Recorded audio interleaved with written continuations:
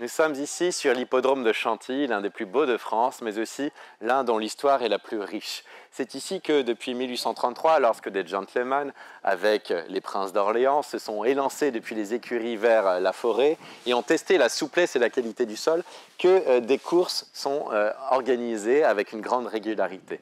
En effet, plusieurs facteurs concourent à la qualité des courses à Chantilly. D'abord, le panorama exceptionnel. Vous avez derrière moi le bâtiment des grandes écuries, érigé par les princes de Condé au XVIIIe siècle, un véritable palais pour les chevaux qui borde cette pelouse et qui était destiné à l'origine à la chasse. Vous avez d'autre part le château des Montmorency, des princes de Condé, puis du duc d'Aumale, et puis cette immense pelouse qui a été aménagée au cours des dernières décennies pour les chevaux de course. Alors la Société d'encouragement pour le développement des races de chevaux a très vite compris l'intérêt de Chantilly pour améliorer les races de course françaises.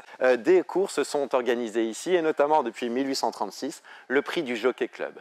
Bien plus tard, dans la seconde moitié du XIXe siècle, à partir de 1881, le duc d'Aumale, propriétaire des lieux, propriétaire du château de Chantilly, a érigé avec son architecte Honoré Domé ces fabuleuses tribunes et qui permettent à de nombreux spectateurs de profiter de courses exceptionnelles qui se déroulent avec une grande régularité depuis le XIXe siècle ici à Chantilly.